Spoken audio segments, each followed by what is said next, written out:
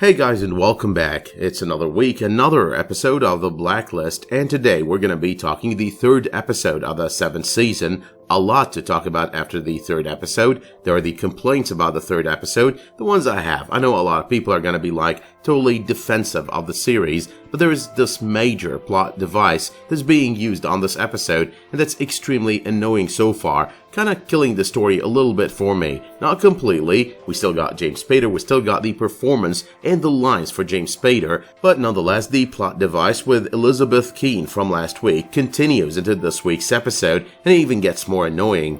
So let me just get started by stating that I'm very uncomfortable with the silly and stupid writing for Liz since the very end of last week's episode.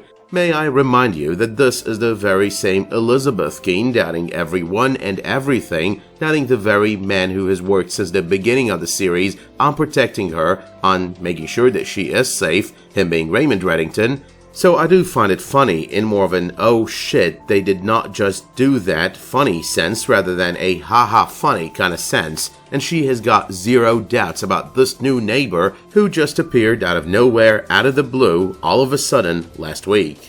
Now, as I mentioned before, this starts at the very end of last week's episode and continues into the beginning of this week's episode and just keeps going on all the way to the end of the episode. It also leads to Katarina being able to grab Lizzie's keys in order to be able to make copies of her own Spy on Liz, Spy on Red, and in my opinion, this one is one of the worst plot devices the Blacklist writers have had to go for so far. Now, the entire We Are Estranged bit, Katarina talking about her daughter, hoping to get closer to her, talking about that hope, that is further confirmation that Katarina is indeed Katarina. I know a lot of people are still trying to push the Raymond is Katarina theory. Even worse, some people are trying to push the Raymond is Katarina and Katarina is Ilya Koslov theory, a brand new silly theory that was sparked at the end of season 6 but came to life over the past couple of episodes. I'm gonna circle back to that one though, gonna talk in detail about who I think Raymond is, the possibilities when it comes to Raymond. Gonna be doing that every single week until we get to the end of the season, or we get total confirmation that the Ilya thing that we were handed last season, that's the real deal, that's the final answer to our question.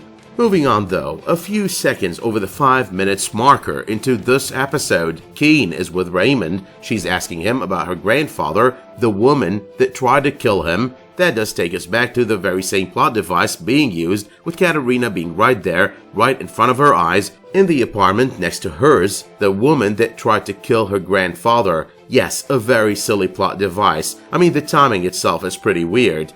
Just think about it for a moment. Liz over there, she's fixated on the woman that tried to kill Dom. She's the woman who doubts everyone and everything, including a man who has only shown her kindness, as I did mention earlier. But that changes to fit the storytelling. She's completely clueless on this one to serve one purpose, letting Katarina in. So once again, this goes to prove my point that there is no real justification for the use of such a silly plot device. Now, the entire episode is about one Blacklister, but the core of this episode is all about finding a way to get to Louis T. Steinhill. That's gonna be through the new Blacklister, and that goes hand in hand with what I mentioned in last week's review. The conclusion in Louis T. Steinhill, conclusion, the title of last week's episode, is not necessarily a conclusion of a story, but rather of the 2-episode premiere arc. The conclusion on this episode is more of the kind we're used to with these multiple episode arcs, that being either death or arrest. But let us though take a moment to speak about the Townsend Directive and try to figure out what the Townsend Directive is all about, because number one, the Townsend Directive was at the center of the President's arc on last season. That means there is a connection over here. And number two, that's what activated the search for Katarina, the people targeting Katarina, which means that the Townsend Directive is still at the center of all events.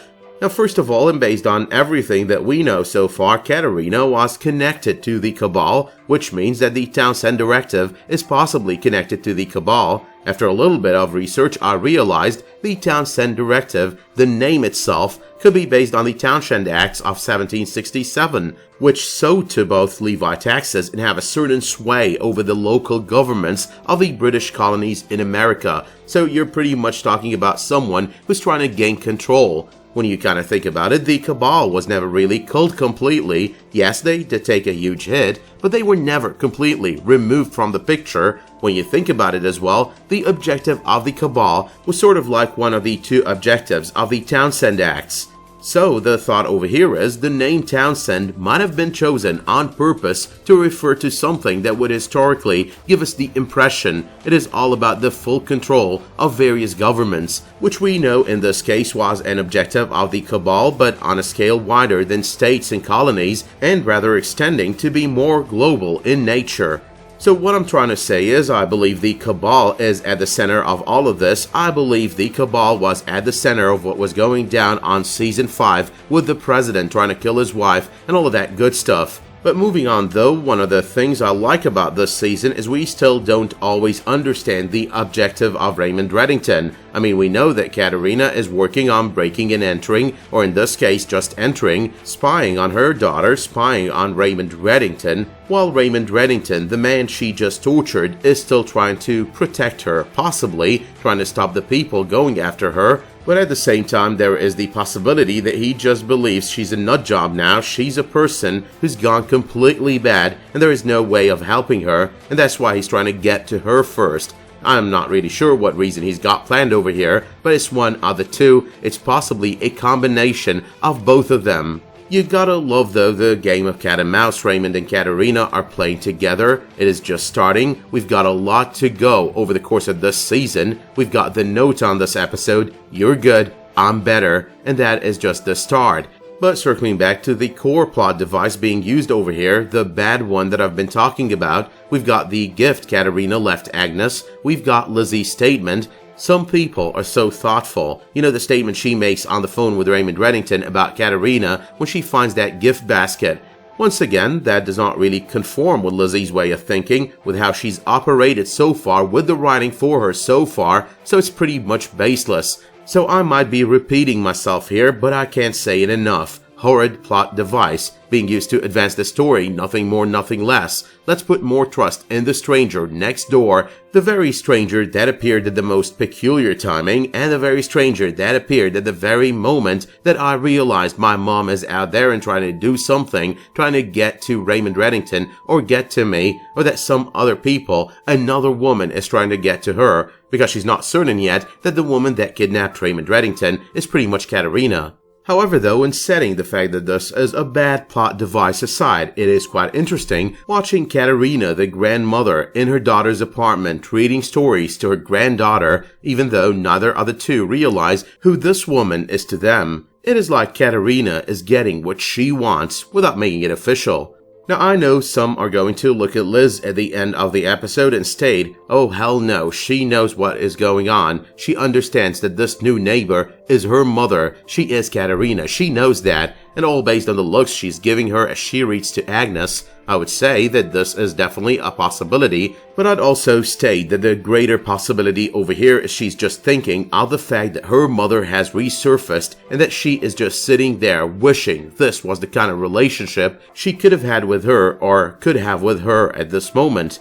It becomes a lot more obvious it is the latter when you look at the final conversation between Elizabeth and Katarina on this episode. All of it put together as well goes to prove that Katarina is just Katarina. There is no Raymond is Katarina, none of that holds. This woman is Katarina, mother to Elizabeth Keene and grandmother to Agnes. Now finally, the one thing that is kind of its own plot device, but it adds to the same plot device, makes this plot device worse. It's basically that Reddington in these kind of situations would have sent backup, like sort of protected Liz, watched over Liz. He would also specify the people to watch for, one of whom in this case would be Katarina. It makes absolutely no sense that she's right there and he has got no one watching over Liz and Agnes. It makes absolutely no sense as well that Katarina is sitting right there, knowing the possibility does exist that Raymond Reddington might just pop up, knock on the door, walk in at any moment, and just see her right there.